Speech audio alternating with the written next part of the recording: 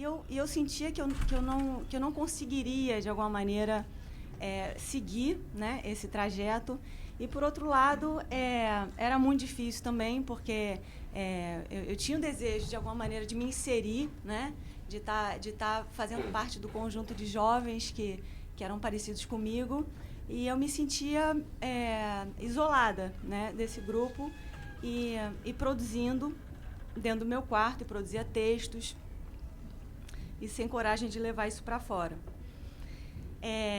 Teve um momento em que a minha mãe é artista plástica, ela me cedeu uma parede do ateliê que ela usava para eu poder experimentar coisas, assim, experimentar fazer testes de materiais, isso fazendo parte desse período em que eu não sabia o que eu queria fazer da minha vida. E eu passei a testar materiais nessa parede com a ideia de ir para a rua em algum momento. Então, não sair para a rua sem saber o que eu ia fazer na rua. Era muito importante aquela ideia de tentar, antes de ir colocar alguma coisa no muro, de eu ter, assim, de eu ter alguma segurança do que eu estava fazendo e daquilo representar, representar... tá aqui atrás. Essa parede no ateliê da minha mãe, eu comprei umas latas de spray, fui para lá, era uma parede pequena, branca, e aí eu dei uma espirrada com spray e o jet, né, ele tem uma... Quando a pessoa não domina a técnica de usar o spray, você, em segundos, você acaba com uma parede. Então, eu fiz um primeiro teste, deu muito errado, e aí eu comprei tinta branca, porque eu só tinha aquela parede para testar. Pintei a parede de branco para, então, fazer um novo teste. E aí usei de novo spray, achando que era esse material que eu devia usar na rua, porque eu via que as pessoas usavam spray, ou em grafites, ou em pichações, mas era o material que eu via sendo usado. Eu imaginava que eu tinha que também usar o spray. Mas dava tudo errado, sempre. Então, eu fazia os testes e não sabia direito o que seria. E ficava sempre muito ruim e eu cobria aquilo de branco. E fui fazendo isso durante dias e dias e tinha que esperar secar para fazer um novo teste. E depois de algumas semanas fazendo isso, e sempre tudo dando muito errado, eu comecei a me dar conta de que na hora em que eu cobria a parede de branco, era ali um momento em que, de alguma maneira, eu percebia em mim uma diferença entre o momento em que eu estava pintando, como se a pintura servisse quase como um pretexto para essa cobertura. Então, eu percebi que era na cobertura que o trabalho estava acontecendo, e não na pintura. A pintura ela era necessária para que a cobertura acontecesse. E aí, quando eu me dei conta disso, eu fui para a rua, olhar na rua, lugares onde coisas assim aconteciam. E aconteciam. Então, lugares onde, por exemplo, havia colagem de propaganda ilegal. Então, que um cola, depois o outro cola por cima, depois o outro cola por cima. Ou então tapumes de obra que estão lá um dia e no outro dia não estão mais. Então, eu percebi que na rua também tinham situações e lugares onde essa questão do apagamento, né, e da cobertura aconteciam também. E aí eu pensei que era o lugar ideal, eu procurar um lugar na rua onde isso estivesse acontecendo, para eu poder ir para a rua e inserir alguma coisa minha lá. E aí eu encontrei uma senhora chamada Mãe Valéria de Oxóssi, que na época, assim, uns 15 anos atrás, agora até ela voltou, eu estava vendo, assim, ela fazia com uma equipe, né, uma colagem de pequenos cartazes, assim, impressos em papel A4, em poste, prometendo devolver o amor em 3 dias, né, e com um telefone. E aí eu escolhi uma rua onde isso estava acontecendo, que era a Rua Jardim Botânico, e que tinha uma coisa a mais, assim, porque a Mãe Valéria vinha e colava em todos os postes, e 2 dias depois a prefeitura vinha e passava o cal em cima daquilo. Então era como se tivesse ali uma guerra acontecendo entre a prefeitura e a Mãe Valéria. E eu pensei que... E já tinham várias camadas assim, de cartazes. Assim, eu passei por lá e vi, tinham, sei lá, 6 cartazes, cartaz e cal. Enquanto no ateliê estava acontecendo uma coisa parecida, porque eu, além dessa pintura que eu fazia para cobrir, eu comecei também a gostar de alguns trechos dessa pintura, e aí eu passei também a preservar alguns textos antes de cobrir tudo de branco. Então, a bolar alguns tipos de proteção. Então, tinha uma pequena área da parede que eu não achava tão ruim. Então, essa eu vou preservar. Então, eu colocava um papel em cima, passava fita crepe, dava uma camada de cola, e aí pintava tudo de branco. Então, na parede também começaram a surgir bolsas assim que protegiam pedaços da pintura, mas que depois eu cobria. E aquilo foi crescendo como volume.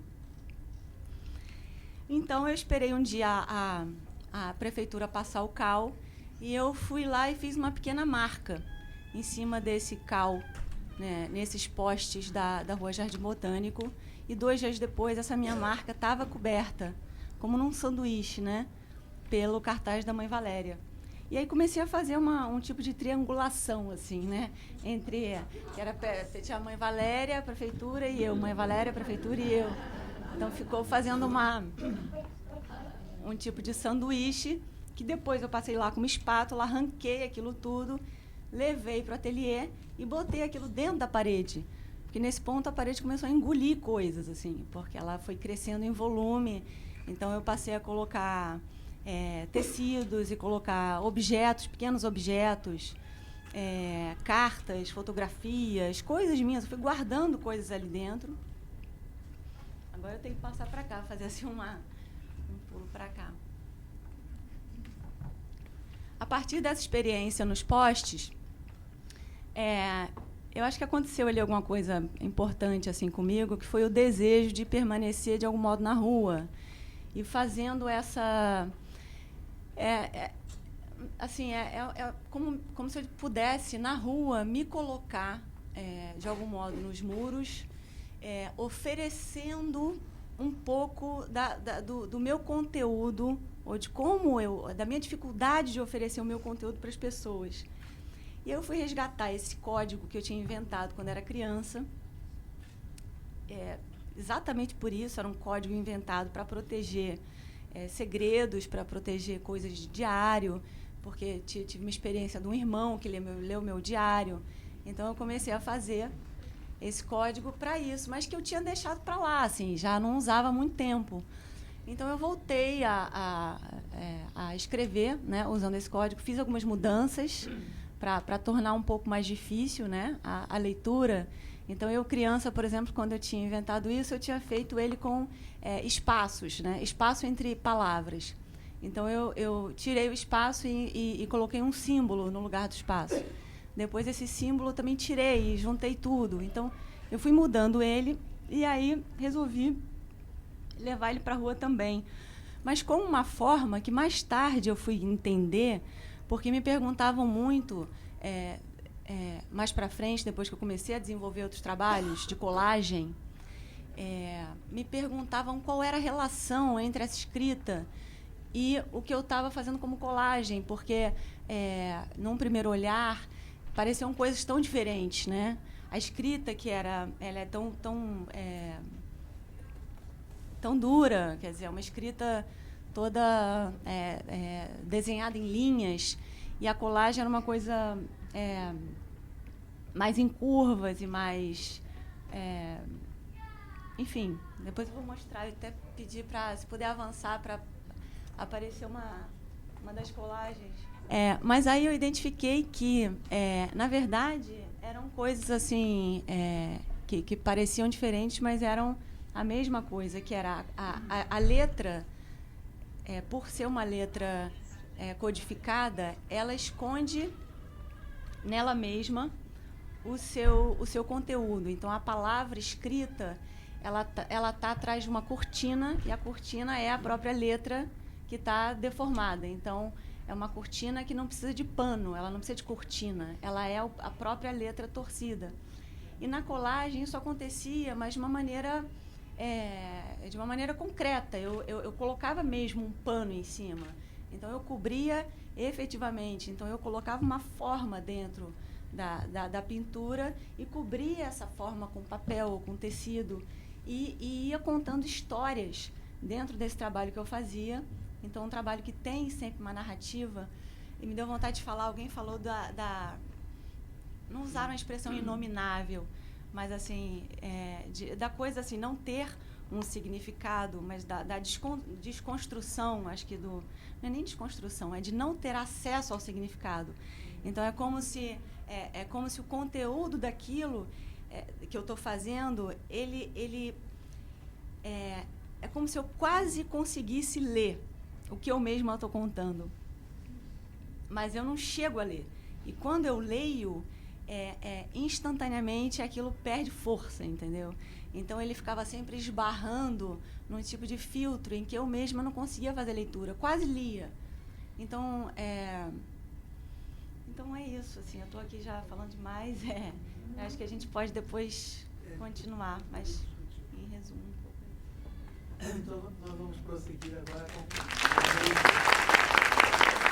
Como artista plástica, a minha contribuição aqui nesse espaço do saber, né, eu trago a experiência de longos anos que eu comecei nos anos 60, como arte educadora, completamente perdida na vida, mas fazer aquilo e descobri muita coisa. As crianças, foi considerado por mim os maiores mestres que eu tive, porque eles me estimulavam a instigá-los. Então, quando eu via assim, diante de uma turma de criança para alfabetizar, e eram taxados, naquela época, de retardados, aquelas coisas assim, aquilo tudo era um mundo que eu entrei e saí rapidamente, felizmente, porque eu encontrei, pelo caminho da arte, o trabalho com a criança, e eles foram me ensinando. Eu passei 20 anos nessa troca com eles, o que foi me lapidando. É como se eu fosse uma pedra bruta, e foi lapidada pelo trabalho, construindo um trabalho que participei de um movimento de arte nos anos 60, que era um movimento transgressor contra a ditadura, aquela coisa toda, e o trabalho sempre tinha um sentido adiante de contactar, de estimular o outro a reagir, a agir, a ver o que estava acontecendo no entorno dele. Então, eu passei a participar desse grupo, e atuando bastante, inclusive com uns riscos grandes que havia naquela época, né? E isso despertou em mim esse interesse, essa percepção de que a arte não é para ser um quadro bonito na parede, ou para... Isso aí pode ser, teve o seu Van Gogh, teve o Picasso, teve toda essa gente que teve valor, e todos eles tinham exatamente estímulos que os impeliam para fazer aquilo ali. No meu caso, foi aquela visão entre a miséria, a ditadura, aquilo tudo, e eu comecei a perceber como as pessoas em volta eram como que anestesiadas. Eles não viam, não enxergavam, era tudo um embrutecimento e muita raiva. Então, eu comecei a fazer, não assim, com uma consciência muito ampla, mas com essa ideia quase que do professor, do mestre, eu gosto muito dessa palavra, mestre, mas não é uma mestria, pelo que eu conhecia, mas a mestria de aprender a viver. Então, cada passo é através da sensibilidade. Então, eu fiz com as crianças, experimentalmente, esse trabalho de treiná-los, trabalhar, instigar a sensibilidade. Mas o que aconteceu foi interessante, que surgiu em mim isso, foi surgindo esse lado da sensibilidade. Quanto mais eu trabalhava, mais aparecia isso. E, com isso, eu passei a fazer parte do movimento Poema Processo, uma das fundadoras. Esse ano eu lancei esse livro, que conta 50 anos da história, dessa história, de uma história conturbada, de uma artista que comecei sem saber nada, fiz faculdade, fiz pós-graduação, sempre estudei. Há anos que eu estou aqui pela escola também, sempre buscando algo mais para questionar a arte, para não usar a arte só como um instrumento de embelezar paredes, ou de completar uma sala, mas simplesmente para não só instigar outros artistas, como também o público. Então, o meu trabalho é marcado muito por essa parte assim, da participação do público. Então, eu vou pedir para passar alguma coisa aqui nas obras que foram feitas nos anos 60, que eram sempre de participação. Essa é uma corda que eu fiz, eu levava para a praça pública, eu tirava recortes de revista do Cruzeiro, da Manchete, colava em papelão e botava num cesto grande com pregadores. E a pessoa, então, em vez de fazer a colagem na parede, fazia com pregadores. E as pessoas iam escolhendo as palavras, as imagens, e iam formando essa corda. Essa corda, ela foi tão forte, assim, ela teve uma Bienal de Veneza, ela até hoje, de vez em quando ela está viajando, agora eu boto dentro de uma caixa de acrílico, aquele material todinho ali, eu chamo de livro de artista, livro objeto, que ele viaja, de vez em quando está na Espanha, aí eu mando, eles montam lá. É claro que isso tem uma conotação muito pessoal e muito própria daquele momento. Hoje, aquela corda que eu fazia, que eu tenho guardada na caixa de acrílico, ela não tem a força de que tinha. Porque ali tinha um lado da transgressão, era denúncia, as coisas que viam na imprensa que eram proibidas se falar aquilo, se tocar naquilo. E o público podia, tinha permissão de usar, botar, eles saíram dali incógnitos e deixava a corda com todas as palavras e as montagens que eles queriam fazer. Então, para mim, isso ali começou a minha atuação como artista, principalmente como artista que pretende atingir o outro. Eu não quero que ele chegue perto do meu trabalho, do que ele sair daquela... Opa, eu vou sair. O público sair daquela situação de inércia, de meio assim, cego, e ele próprio transgredir, fazendo as próprias montagens com as inúmeras possibilidades de recorte que havia ali. Esse foi o primeiro trabalho de participação.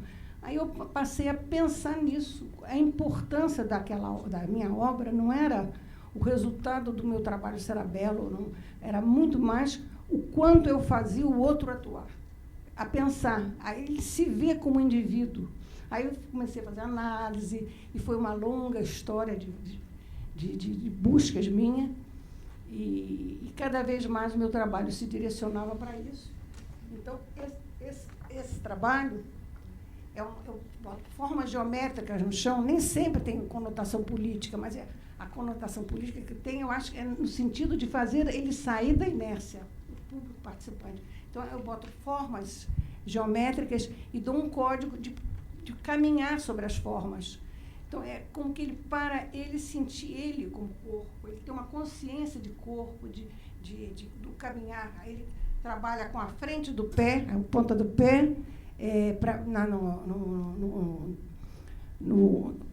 a parte de trás do pé, o calcanhar é o círculo, a lateral é o triângulo e o retângulo é com a ponta do pé. Mas nada disso digamos, é rígido. Isso simplesmente é um estímulo para ele entrar naquele espaço teatral, é um teatro, quase como se fosse um palco, mas que não é um palco, é uma rua, é um espaço de uma universidade, é onde tiver, só cola no chão aquilo ali e dá essa sugestão. E as pessoas entram com muita alegria. Eu já vi gente ter acesso de alegria tão grande de rolar no chão, porque ele estava completamente relaxado por estar fazendo aquele caminho. Às vezes eu questionava, poxa, eu estou indicando demais para ele ter que pisar dessa forma, mas ele não tem que pisar assim. Isso aí é simplesmente um empurrão para sair e entrar nesse espaço que seria cênico. Ele tem direito a fazer o que ele quiser ali, inclusive rolar no chão. Um artista, Paulo Brusque, lá em Recife, ele, quando entrou na sala, ele não fazia outra coisa, ele só sabia rolar e rir. Então, o trabalho conseguiu o efeito. Então, a minha trajetória, que é longa, entende? Passando por livros de artista,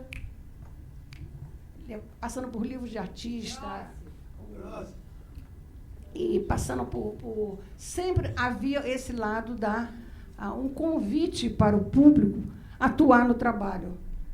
Então, eu fiz muitas pinturas, durante anos eu fiz pinturas geométricas, mas realmente o que me interessa sempre é o trabalho que o público está tendo uma oportunidade de acordar um pouco, sair da mesmice do cotidiano, e ele sentir até os limites e as possibilidades do próprio corpo. Então, essa é a minha proposta, assim, que vem sendo desenvolvida através dos livros de artista, que são os livros de recorte.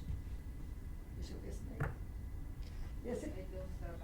daí. São livros geométricos que eu trabalho a partir da malha, de uma malha de geometria, que eu fui buscar lá nos tangramas chineses, que eles consideram isso tábulas de sabedoria. Então, eu fiz uma exposição só com esses livros vazados, que aparecem as formas por ali, e a pessoa vai mudando, as folhas são soltas, e você vai mudando a posição das folhas. Como se fosse um caleidoscópio. E eu vi gente, assim, numa exposição que teve na Funarte, uma pessoa fica 3 horas. Eu fiz uma viagem nesse livro. Eu digo, que bom. O importante é o seguinte, ela ter entrado. E meus trabalhos foram esses anos todos, passando a pintura, os livros, fiz vários filmes. Tem o trabalho, esse dos pisar no chão, sempre tem, por perto tem uma conotação de olhar o outro, tirar o outro das amarras que a cultura e a educação levam a pessoa a limitar a pessoa, a tentar fazer maiores voos como ser humano. Essa aqui é a minha proposta de arte e continua até hoje. Eu lancei esse livro. Se alguém tiver interessado, pode deixar. Eu vou deixar alguns na escola, lá na secretaria da escola. São 50 anos de uma memória que eu vou mostrando aqui, pelas diferentes fases que eu vou passando. Agora, sempre foi essa grande descoberta. E tem uma frase atribuída a Lacan, eu não gosto de... Eu sou aluna da escola, ouvinte da escola, mas eu não gosto de citar, porque não é a minha área, mas tem uma frasezinha que me tenta muito a falar, que seria atribuída a Lacan. Ele perguntaram, o que é arte? A arte seria algo que toca o simbólico, se articula, esse material se articula, já é meu linguajar, né? Se articula no imaginário e sai através da fantasia. Isso eu acho um achado, acho um grande achado para o artista e para quem também está consumindo a arte. Eu percebi o seguinte, que pela fantasia que se consegue, você não precisa nem ter o objeto completo, basta você ter essa vivência, essa permissão, essa permissibilidade de se soltar um pouco da rigidez, das amarras do cotidiano. É isso que é a minha proposta como artista.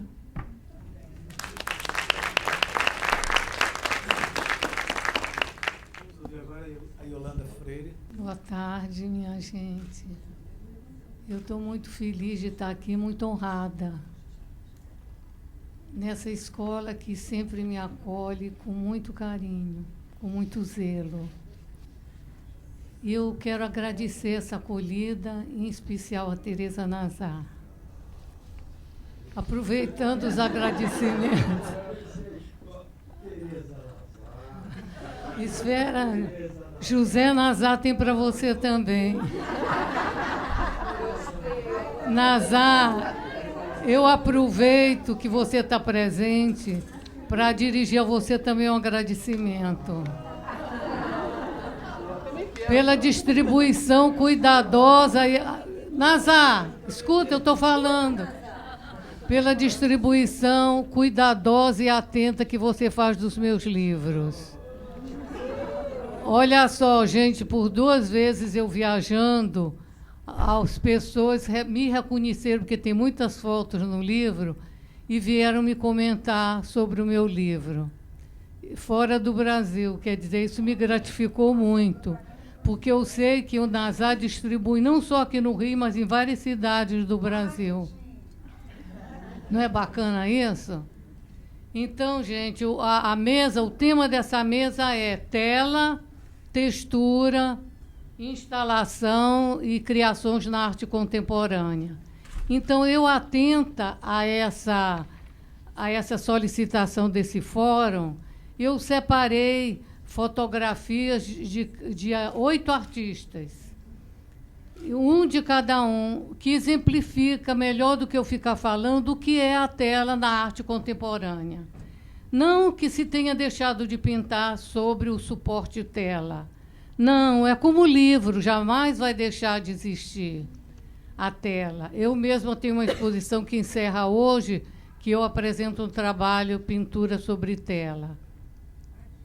Mas a tela de hoje em dia, ela se expandiu, ela excedeu, ela mudou a sua situação. Vamos começar, então, por essa artista jovem, nascida em 85, 86, Maria Laete. 82, está vendo? Gente, olha, vocês vão me desculpar, porque em matéria de memória, eu já conquistei a idade do esquecimento. Então, as datas e os lugares, geralmente, eu confundo. Mas, então, a Maria Laete faz um trabalho que justamente coloca o que é a tela na arte contemporânea. Ela vai para as calçadas. Na rachadura do cimento da calçada, na rachadura, ela derrama uma substância leitosa que caminha pela rachadura como se fosse um desenho. Ah, olha só. Gente, aí nós temos texturas e tela. Eu não vou dizer o que é, vocês vão ficar mexidos e vão ver o que é a tela de hoje em dia. O seguinte, Cildo Meirelles.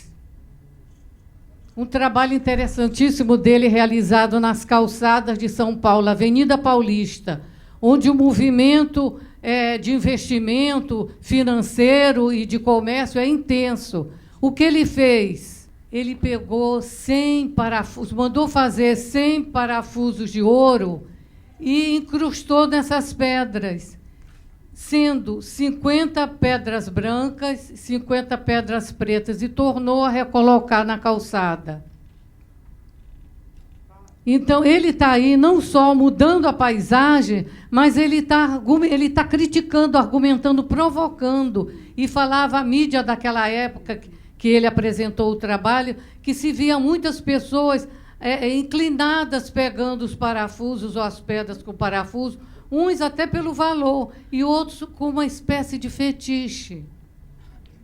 Seguindo, a nossa artista aqui que está presente, a minha querida amiga Kate Scherpenberg, de quem eu fui aluna também, apresentou um trabalho que me tocou muito. Olha só, gente, ela informou 5 caixas com sal grosso e depositou nas margens do Rio Negro. A seguinte, porque tem uma sequência, vocês veem, a água mexendo, vai desmanchando, vai interferindo nesses quadrados de sal. E me vem à cabeça, vendo esse trabalho da Kate, 2 coisas importantes. Primeiro, eu pergunto para vocês, onde está a tela aí? E essa articulação da água com a areia,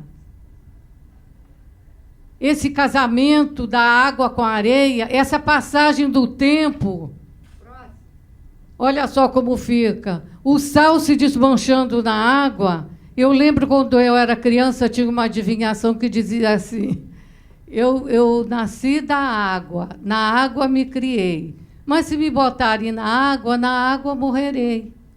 Então, aí esse trabalho diz muito dessa questão do tempo passando. Não sei se foi essa a intenção da Kate, mas ela disse que sim. Mas eu acho também que o trabalho de arte não se dá só no que o artista pensou que devia ser. Se complementa, cria no que olha e sente, vê e recebe. O trabalho de arte, gente, é de quem aprecia.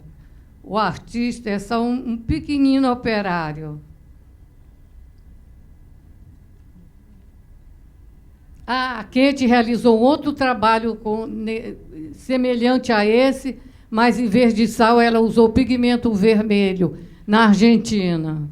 Então, quando ela usa um pigmento vermelho no lugar do sal, muda todo o aspecto do recado. Não só pela cor, mas porque é um pigmento. Ele não vai voltar para a água, de certa forma, até volta. O seguinte que eu trago, Walter de Maria, norte-americano.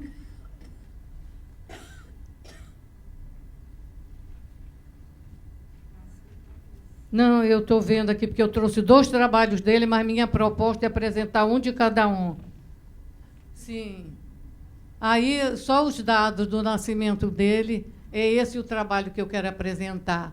Um campo de raios, no Novo México, nos Estados Unidos. Ele enfiou na terra 400 hastes de metal, no lugar onde caía muito raio.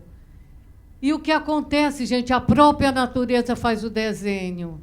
E me faz lembrar também esse trabalho dele, aquele mito grego do casamento da terra com o céu. Qual é o aí já é um outro. Já é um outro trabalho. Sim, voltando.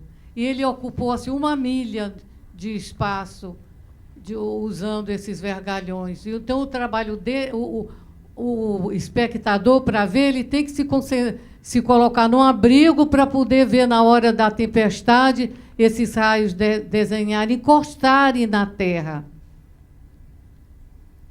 Em seguida, nós vamos para o artista, que vai o próximo, que está o Beuys. Ele é um grande guru na minha vida. Olha o que ele escreve. E aí ele está falando da própria tela, gente. A tela deixa de ter uma conotação física, ela passa a ser abstrata, pode ser o sentimento, pode ser a própria vida. Ele se estende, e essa frase do Beuys diz muito. O seguinte, por favor. O trabalho que eu trouxe do Beuys, infelizmente eu não consegui fotografia, mas eu conto para vocês. Houve uma manifestação em Berlim, agora eu estou em dúvida se foi em Berlim ou se foi em Cássio. Kate, naturalmente, vai lembrar. Que uma grande manifestação pelo Dia do Trabalho, e ele, então, quando acabou a manifestação, ficou a praça muito suja, ele pega uma vassoura e varre. É esse o trabalho dele. Quantas coisas ele está falando com esse gesto. Aliás, ele nomeava os trabalhos dele com ação. E nisso tudo que eu estou falando para vocês, além da instalação, tem as interferências, que foi o que Kate fez, foi talvez o que Walter de Maria tenha feito. Então, é esse o Joseph Beuys. E, em seguida, eu vou para um trabalho ainda mais abstrato. Muitos já conhecem o trabalho da Marina Abramovic, eu não sei se diz Abramovic ou Abramov. Os sabidos aí nas línguas é que sabem. Então, ela apresentou um trabalho no MoMA, em que ela nomeou o trabalho O Artista Está Presente. E ela se disponibilizava a olhar as pessoas por alguns minutos. Ficou 700 e tantas horas sentada aí com essa roupa vermelha, e as pessoas somente olhavam. Gente, o que é isso? O olhar do outro fazendo o desenho de ida e de volta. E a tela está onde? Está na caminhada das pessoas até ela? Seguindo, agora uma artista que fez exposição comigo há pouco tempo no Museu da República. Ela ainda não tem nome lançado, chama Lucene Cruz. Ela nomeou o trabalho dela como Alguns Subscritos. Gente, presta atenção, não tenho só escrivaninha para mostrar para vocês, mas eu vou contar. Ela apresentou essa escrivaninha na exposição que eu também participei, no Museu da República. E o que ela apresentou? Ela apresentou tecidos com marcas de letra assim, meio borrada, não dava muito para a gente ler. Mas, no dia do encerramento, ela contou para a gente como foi o trabalho. Ela botou numa máquina de escrever antiga folhas de tecido, de roupa, e, por cima, o papel. Então, ela batia na tecla, e a tecla sem aquela fita que dá a cor. Então, dava só a impressão da martelada da máquina. Então, ficava a carta que ela escrevia, ficava completamente em branco. Atrás, como ela botou o carbono, o tecido ficava a carta. E eu perguntei, o que você escreve? E ela disse, gente, eu sempre me emociono quando eu conto isso. Porque ela disse assim, eu escrevo coisas para as pessoas que eu gostaria de falar e que eu não posso mais. Vocês me desculpem. Mas não é muito bonito isso, gente? Isso é muito bonito. E onde está a tela? Onde está a tela? E a última que eu vou mostrar, porque eu ainda quero mostrar o meu próprio trabalho. O narcisista. A última também esteve nessa exposição, é essa, Elisa Castro, é a última do grupo. Ela é um trabalho parecido com o da Marina Abramovic. Ela disponibilizou essa agenda lá na exposição, e dizendo os dias que ela estava disponível para as pessoas irem ao encontro dela. Ela ia ao encontro das pessoas, é diferente. Então, ela marque o dia e o lugar que você quer que eu te veja. Gente, olha a psicanálise aí. E ela, então, eu fiquei assustadíssima. Eu disse, você foi? Porque ela disse, o primeiro marcaram num lugar público, eu fiquei aliviada. Não contou o que aconteceu. E aí e o segundo me marcaram no Morro de Santo Cristo, 14h. Eu fui um pouco apreensiva. Olha a generosidade dessa menina. E, estando lá, foi uma surpresa para mim muito boa, porque era um casal, olha, gente, mas também quem escreve no museu que quer encontrar com a pessoa não vai ser nenhum vagabundo, nem bandido. E ela foi, e quando chegou lá, era um casal nômade, que fazia essas viagens, se hospedava nos lugares que eles tinham curiosidade de conhecer o elemento humano. E ela foi, e eu perguntei, você registra alguma coisa? Ela disse, não, só algum detalhe. Mas eles fizeram almoço para mim e me serviram. Olha que bonito. Gente, olha só, esse trabalho que eu vou mostrar para vocês, eu apresentei no Museu de Arte Moderna no ano de 76. Eu fiz no programa experimental. Eu fiz o projeto, o museu não só aceitou de me fazer uma individual, como financiou tudo, rebatendo uma das colocações aqui que o artista não é patrocinado, de vez em quando acontece. Então, esse trabalho aconteceu dessa maneira. Eu, quando eu não estava, morava em Petrópolis, os meus filhos ainda eram pequenos. E, quando eu não estava bem, estava divorciada de mim mesma, eu gostava de ir para o meu quintal, que era todo de subida. E, no tempo da Hortência, ele era todo azul, porque eu era ficcionada na Hortência. Kate me conheceu nessa época. Então, numa dessas vezes, eu me sentei, porque eu acho também, gente, que a natureza é o remédio de tudo. E eu voltava integrada, voltava para casa e para os meus filhos.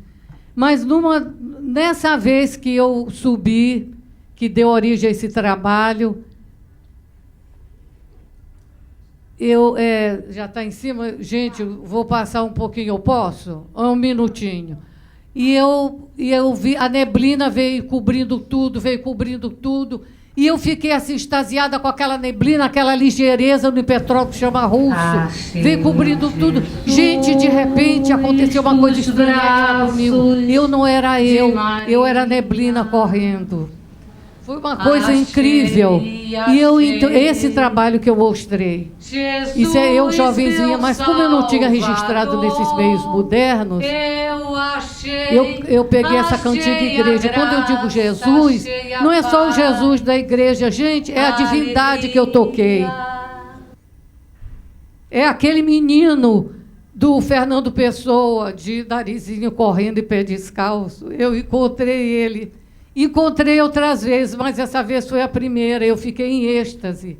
Adianta um pouquinho, só para ter uma palhinha do trabalho. Comum se vê desfiles de crianças vestidas. Passa mais. Só o meio. Na profundeza do chão. Gente, aí. Nos buraquinhos das formigas. Na neblina que corre, que tudo invade. Eu achei meu Salvador! Eu achei meu Salvador! Achei hoje. Será que perderei outra vez? Achei a graça, achei a paz, a alegria. Achei a água no mar e o riacho, eu achei o murmurinho, eu achei a queda d'água, eu achei a violência no meu Deus, que abraçais, que é o bom e é o mal. Eu achei meu Salvador, achei a graça, achei a paz. Foi a paz, foi a alegria, achei meu Deus.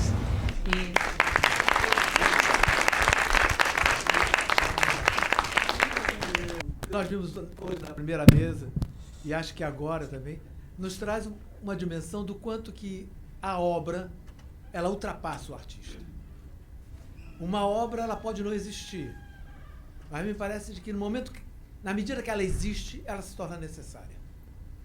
Não há como você, ao olhar para a obra, você não ser tomado por ela.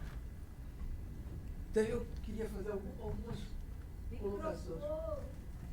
Joana, eu queria falar, se você pudesse falar para mim e para o público todo, o seguinte, eu li há pouco tempo uma entrevista, coisa de uns 15 dias, com o Brusque, um francês, grafiteiro, que estava aqui no Rio, e ele coloca que há uma distinção de escola entre pichação e grafite.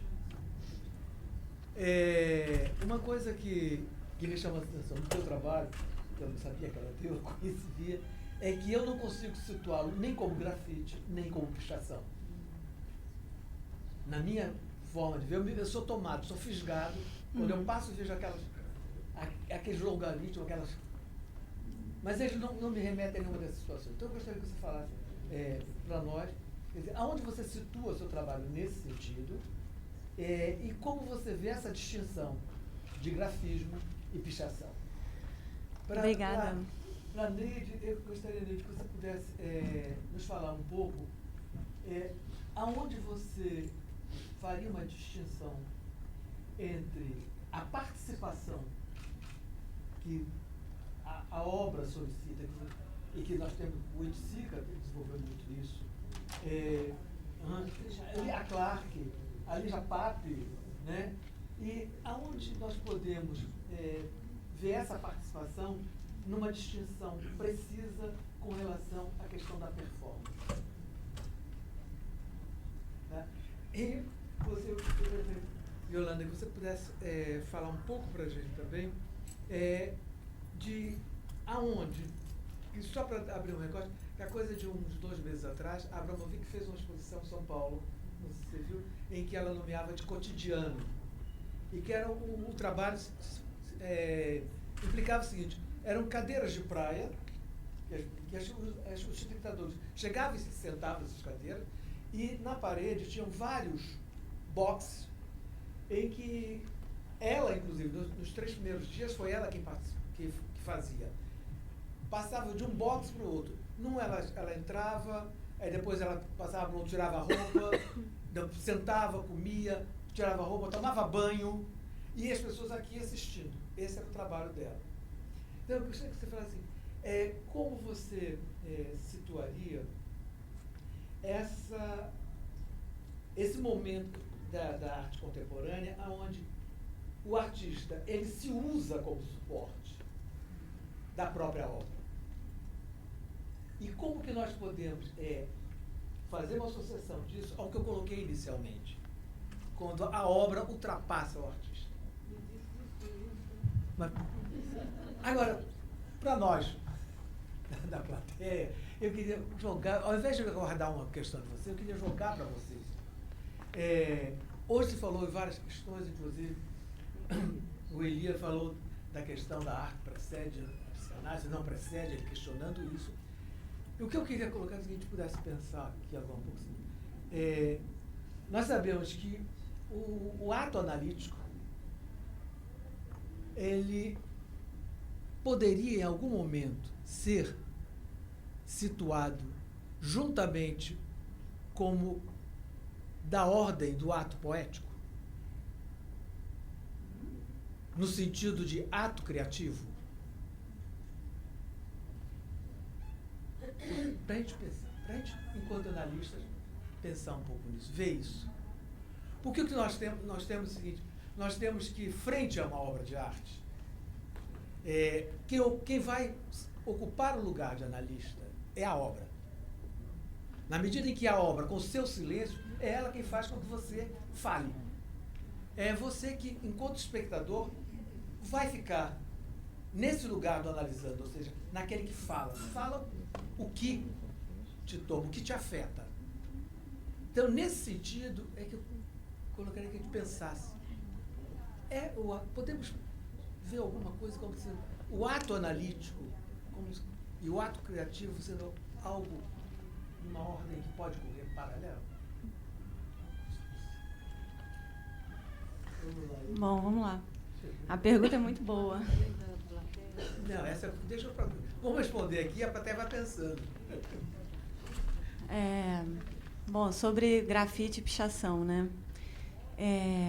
Eu sempre me identifiquei mais com a pichação. Então, quando comecei a circular e a observar as marcas, né, que as pessoas faziam nos muros, nos postes, nos prédios, eu me identificava com a pichação e não entendia muito bem por quê. É um grupo do qual eu nunca fiz parte, é um grupo, na verdade, contrário, né, ao meu universo, porque o universo de pichadores é um universo masculino, mais do subúrbio, de meninos, de garotos, né, e marginalizados, digamos assim. Existem também os pichadores da Zona Sul, mas são minoria. E aí eu comecei a pensar, a olhar para a pichação e a pensar algumas coisas, né? E escutando também comentário das pessoas falando sempre com muita raiva, né? Daquilo, né? Como sujeira, como que absurdo, e picharam isso, picharam aquilo, isso é uma sujeira. Só que me chamava a atenção, assim, não estou assim julgando o que é bom ou mal, o que é bonito ou feio, mas percebendo a força de uma coisa que estava sendo feita em conjunto e sem ser combinada.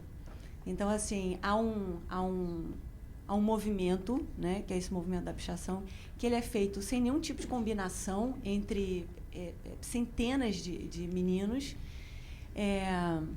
e que cada um representa o movimento inteiro. Então, quando um pichador picha o muro da sua casa, na verdade, você não consegue ler o nome dele. Todos eles usam as mesmas cores, não combinando isso, mas porque são as cores mais baratas que se compram em loja de material de construção. Nada disso é combinado, mas acontece. Então, a pichação de ela representa toda a pichação. Então, sem querer, eles conseguem, de algum modo, né, criar um movimento que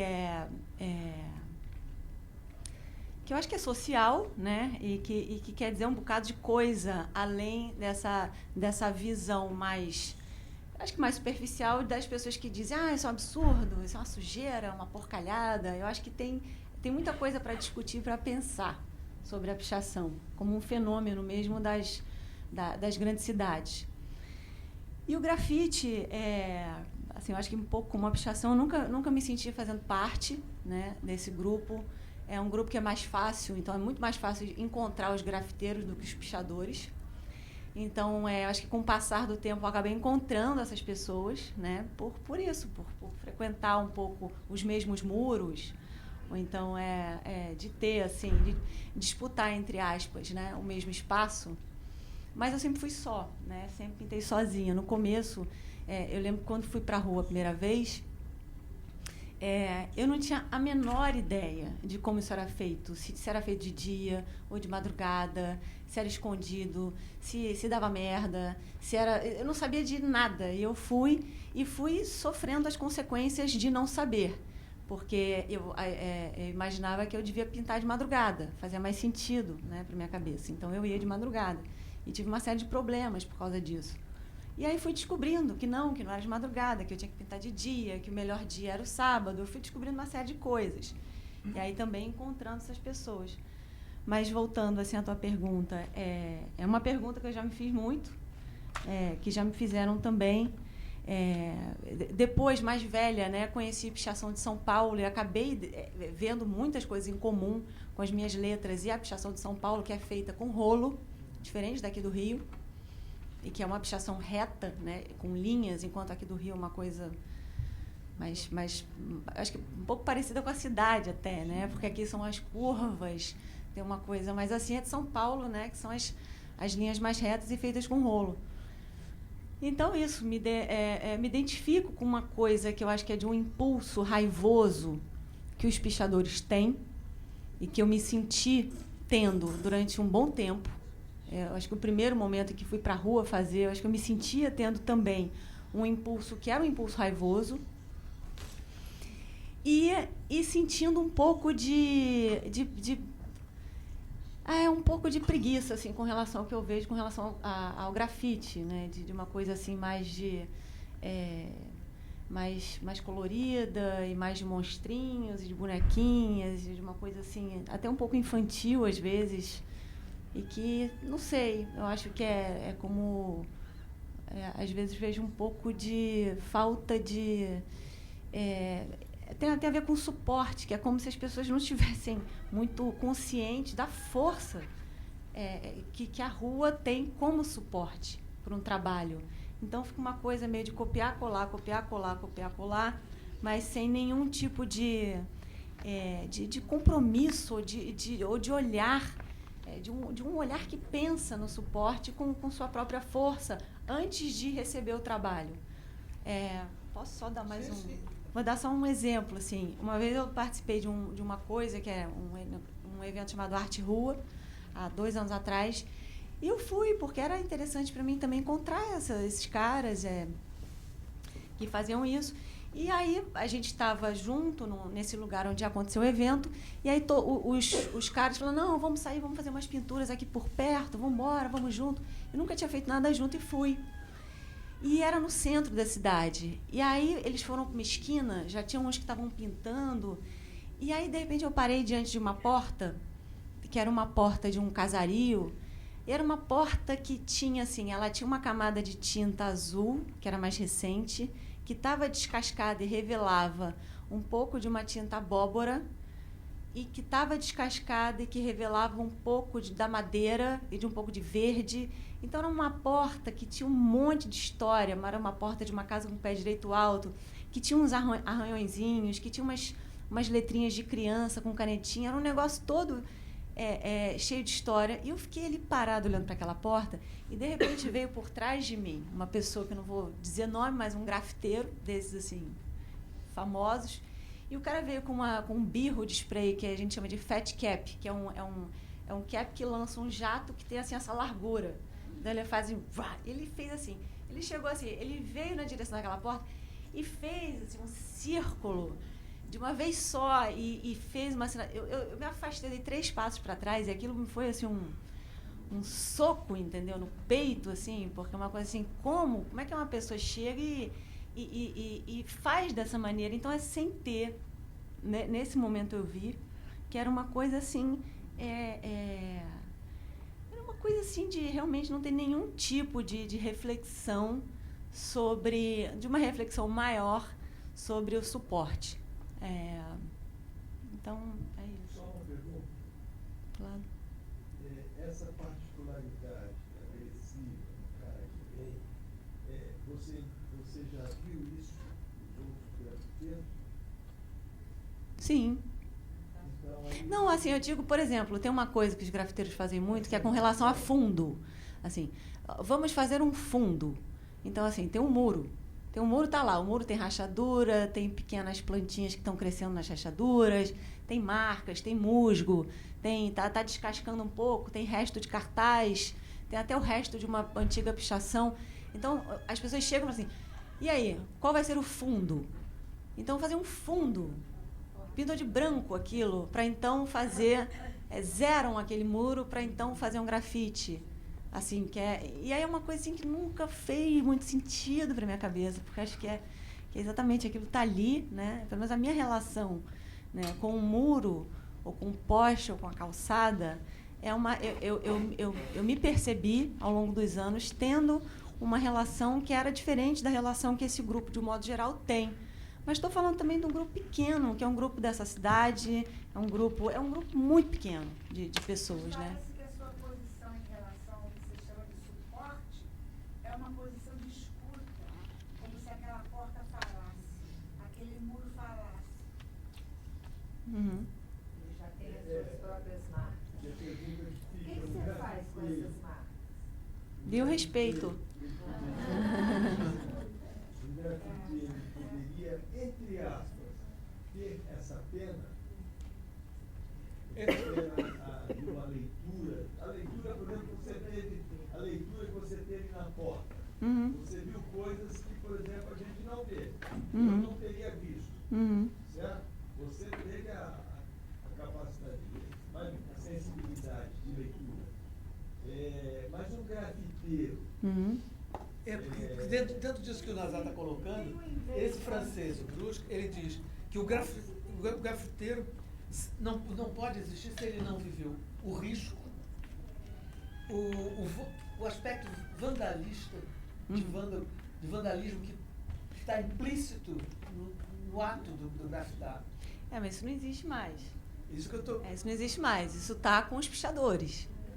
Joana, deixa eu te fazer uma pergunta. Claro. Que você, aquela imagem bastante bonita, assim, da dos perimetral, pórticos, né? Assim, com a perimetral que caiu. Com aquelas inscrições que não estão mais aí. Me ocorreu de pensar, assim, que, na verdade, o que você faz hoje, nesse momento, é uma coisa que você se volta para um passado aí, na medida em que as primeiras inscrições, elas foram feitas na parede, né, nas paredes das cavernas, e depois isso vai migrando, né, sobre o papiro, sobre o suporte do livro, isso vai ganhando depois de novo as placas, começa a subir de novo, né? Então tem Muito legal isso que você está um falando. movimento de vertical, desce, passa pelo corpo, né, nas tatuagens, sobe, ganha e tem isso lá. E aí você fala que por uma necessidade de proteção, você cria essa inscrição, né? Você cria esse código, essa forma, né? De me colocar em contato sem correr o risco. Então, e aí é muito legal, porque você, de alguma forma, estava colocando sua vida em risco, né? E aí continua fazendo uma inscrição ali, de certo modo cifrada, e isso ganha uma publicidade, né? Isso que é cifrado, que está ali, fica como uma espécie de signo, né? Que você detém ali a leitura desse signo, mas nós, enquanto espectadores, nossa experiência é bastante estética também, né? A gente vai ter alguma criação a partir daquilo ali, que não necessariamente, vamos dizer assim, é exatamente o que está cifrado. E a minha pergunta é assim, esse feedback que você tem, né, das pessoas que veem o seu trabalho, essas leituras que são feitas, como que se dá nisso que você coloca, e nisso que está no público, como são esses cruzamentos? Queria fazer uma pergunta para a mesa toda, que, de certa forma, uma das características da obra de arte é a permanência. E pelo que eu vi hoje aqui, né, os 3 trabalhos, talvez a Neide um pouquinho menos, é a impermanência, é da ordem da impermanência a obra de arte hoje. Você coloca em termos que... me lembra aquela coisa do Bauman, de que nós, no momento contemporâneo, no momento líquido. Então, dessa coisa...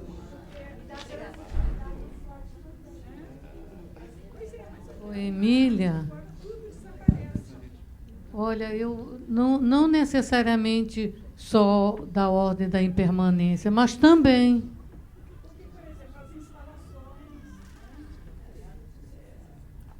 Às vezes é feito realmente para ser desmanchado, mas fica de uma outra maneira, não fisicamente.